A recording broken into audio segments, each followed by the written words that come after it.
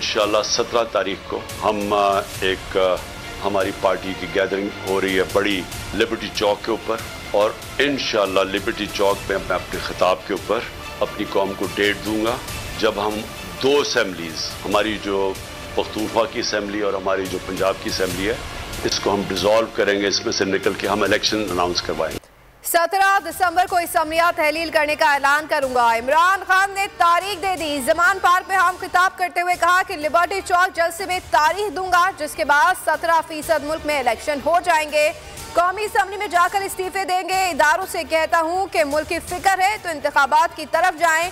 शफाफ election ना हुए तो इंतशार होगा। कप्तान की जंग और जियो के खिलाफ दुबई और अमेरिका की अदालतों में जाने का ऐलान। सारा पाकिस्तान जानता है कि जनरल बाजवा ने NRO 2 दिया। हमें कई दफा उन्होंने कहा जब हम गवर्नमेंट में थे कि जी छोड़ दें, एहतसाब को छोड़ दें, इक़्तिसादियात के ऊपर कंसंट्रेट करो, इकोनॉमी पे कंसंट्रेट करें, एहतसाब को भूल जाएं।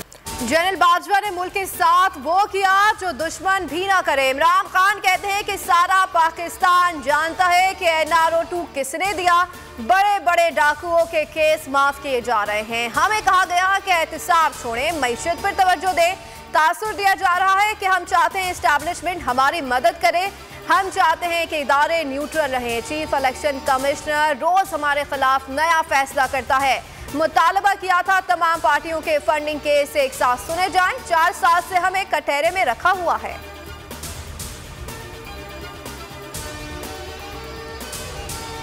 जमान पार्क कौमी सियासत का मरकज बन गया। इमरान खान से पार्टी रहनुमाओं की मुलाकातें। मोनिस इलाही की कप्तान से मुलाकात। काफ लीग के रहनुमा ने इमरान खान के फैसले की तौसीक कर दी। सदर मुमलिकत आरिफ अलवी मुलाकात की। इमरान खान से मुलाकात, लीगी वुज़रा से मुलाकात की कहानी बताएंगे। कप्तान से डेरा गाजी खान और रहीम यार खान के अरकान कौमी और सूबाई असम्बली ने भी मुलाकात की।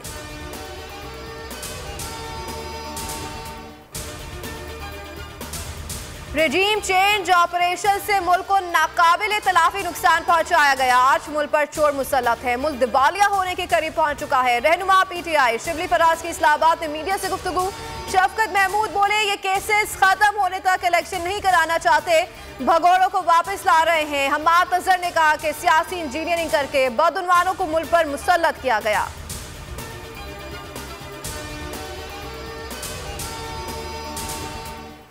मुल्क टेक्निकल डिफॉल्ट हो चुका। साबिक वजीर खजाना शौकत तरीन की बोली उसके प्रोग्राम दी स्पेशल रिपोर्ट में बातचीत। ये हुकूमत अवाम के लिए महंगाई मजीद बढ़ा देगी। रूस से तेल खरीदे, कीमतें कम होनी चाहिए। ये IMF को कहें कि सख्त शराइत लगा दें। कहा सैलाब की वजह से हमें 10 से 15 अरब डॉलर चाहिए।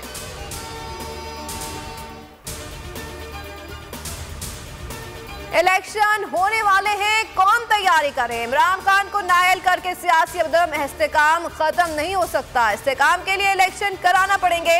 इस्टेब्लिशमेंट का सियासत से दूर रहने का फैसला अच्छा है। शेख रशीद की रावलपिंडी में मीडिया से गुफ्तगू। कहा इत्तेहादी तितर बितर होने लगे हैं। 15 दिनों में PDM में दरार पड़ जाएगी।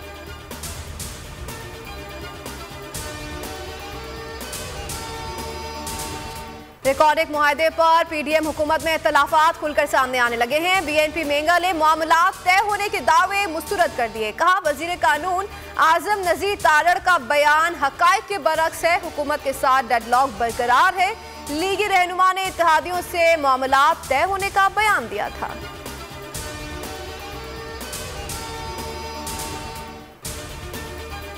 अमर बिल मारूफ व नही अल मुनकर इस्लाम का बुनियादी उसूल है। गलत काम को गलत उस वक्त ही कहा जा सकता है जब वहाँ मौजूद हुआ जाए।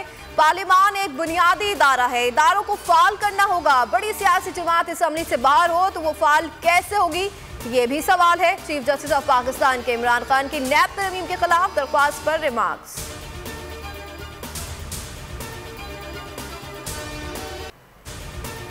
आजम स्वाति को इस्लामाबाद मुंतकिल करने की तैयारियां। कंबर शहदाद कोर्ट से सखर एयरपोर्ट पहुंचा दिया गया। जुडिशल कस्टडी में दिया जाएगा। आजम स्वाति को 27 नवंबर को गिरफ्तार किया गया। पहले इस्लामाबाद, फिर बलूचिस्तान और अब सिंध पुलिस की जेर हिरासत में है।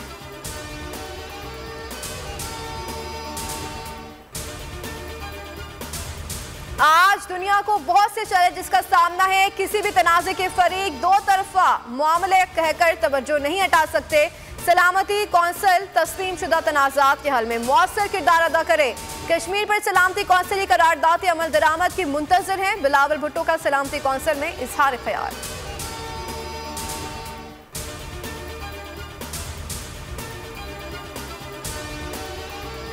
पाकिस्तान सुपर लीग के 8वें सीजन की ड्राफ्टिंग आज कराची में होगी। पेशावर ज़ल्मी और कराची किंग्स ने नए कप्तान का ऐलान कर दिया। बाबर आजम ज़ल्मी की कमान संभालेंगे। किंग्स की क़यादत इमाद वसीम के सुपुर्द कर दी गई।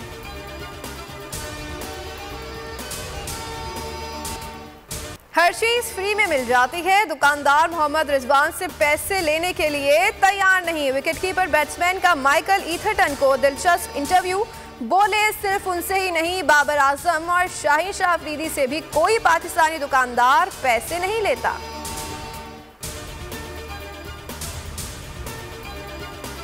मुल्क भर में सर्दी का कड़ाकेदार स्पेल। कराची में तेज हवाओं के डेरे। बलूचिस्तान के शहर सख्त सर्दी की लपेट में। कोयटा में दर्जे हरारत -3 सेंटीग्रेड। गिलगित बल्तिस्तान में भी सख्त सर्दी। पंजाब और बालाई इलाकों में धुंध का राज।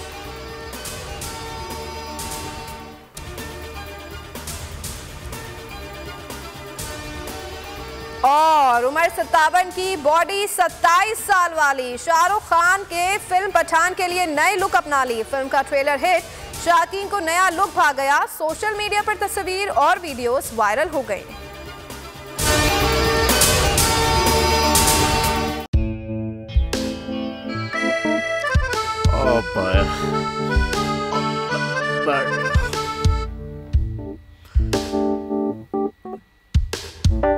इंतशार से निकलने का वाहिद हल इंतखाबात हैं। हकीकी आज़ादी मार्च आज रवान। खान आयन के मुताबिक अगर आप उसको ये रिपोर्ट दे दे तो मैं आपको अपनी 4 सीटें दे दूंगा। मौलाना खान साहब, वो जो रिमोट हमें दे दे और वो जो नीली पीली चैनल है वो लगाए। जाओ शबाज। हम ऐसा टीवी देखते ही नहीं जिसका रिमोट हमारे हाथ में ना हो। और यहाँ पे कोई 2 नंबरी नहीं चलेगी।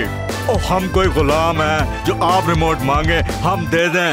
Absolutely not. यहाँ पे सिर्फ पाकिस्तान का नंबर 1 चैनल चलेगा, बोल, जो हकीकी सहाफत की जंग लड़ रहा है। पाकिस्तान के लिए कोई और नहीं, सिर्फ बोल खड़ा है। आप सब भी बोल देखें।